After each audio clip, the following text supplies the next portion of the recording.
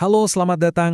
Anda pernah kepikiran nggak sih gimana caranya bank syariah itu beneran membuktikan kalau mereka patuh sama prinsip-prinsip Islam?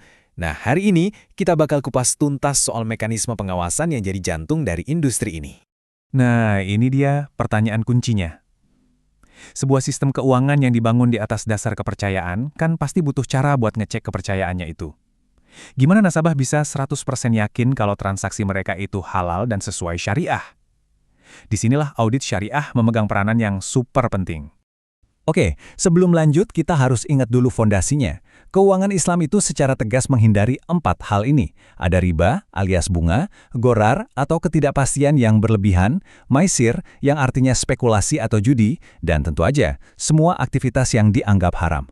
Menghindari ini semua kan nggak gampang ya, makanya sistem pengawasan yang kuat itu jadi krusial banget. Nah, buat menjawab tantangan tadi, solusinya ada pada sistem akuntabilitas yang memang sudah dirancang dari sananya, jadi bagian dari struktur keuangan Islam itu sendiri. Ini bukan sekedar aturan tambahan, tapi ini adalah janji utama yang mereka tawarkan ke nasabah, sebuah janji akuntabilitas dalam iman. Konsep utamanya itu namanya pengawasan syariah. Coba bayangin deh, ini tuh kayak proses monitoring tanpa henti buat mastiin setiap produk, setiap kontrak, dan setiap kegiatan harian bank itu benar-benar sejalan sama prinsip Islam. Tujuannya apa? Ya, untuk menjaga kehalalan transaksi dan pastinya melindungi nasabah. Jadi, siapa dong yang ngawasin ini semua? Kenalan dulu yuk sama Dewan Pengawas Syariah atau disingkat DPS.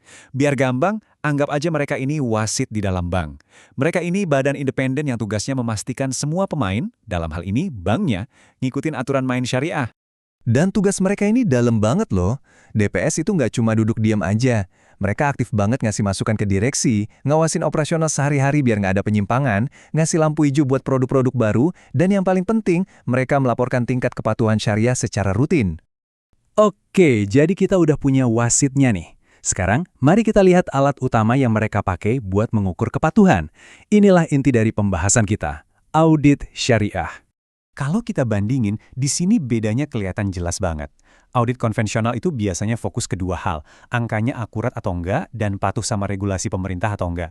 Nah, audit syariah melakukan semua itu, ditambah satu lapisan lagi yang fundamental dan penting banget, memastikan setiap transaksi dan operasional itu patuh sama prinsip-prinsip syariah. Ruang lingkupnya juga komprehensif banget, mencakup semuanya.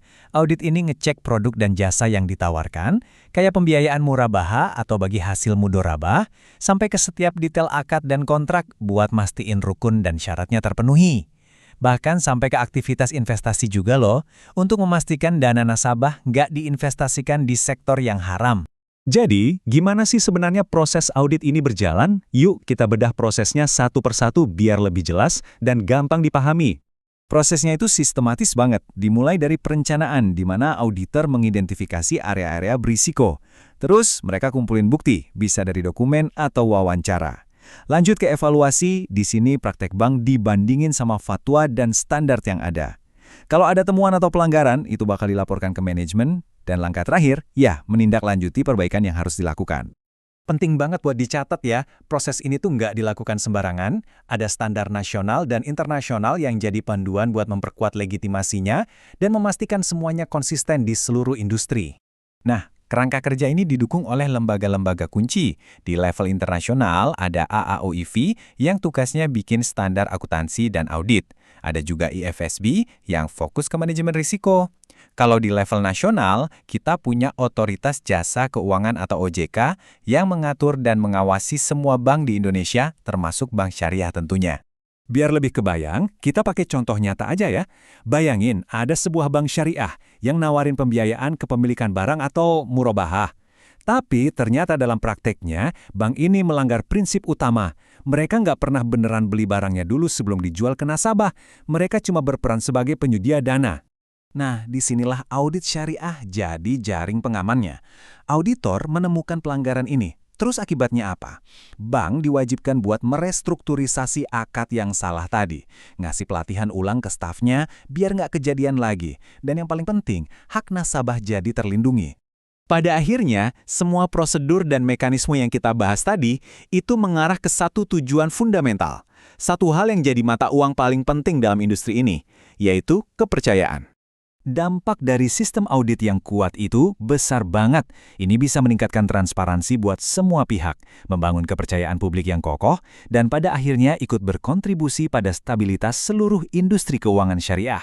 Kepercayaan inilah yang bikin sistemnya bisa terus berjalan. Jadi poin krusialnya itu bisa terangkum dalam kutipan ini. Audit syariah itu memastikan kalau lembaga keuangan Islam nggak cuma ngejar untung secara ekonomi, tapi yang jauh lebih penting, mereka tetap setia pada prinsip-prinsip yang jadi landasan keberadaan mereka. Nah, ini membawa kita ke sebuah pertanyaan penutup yang cukup menarik untuk direnungkan. Dengan adanya lapisan pengawasan etis yang terintegrasi langsung ke dalam sistemnya, kira-kira pelajaran apa ya yang bisa dipetik oleh sistem keuangan lain dari model ini? Sebuah bahan pemikiran untuk kita semua. Terima kasih.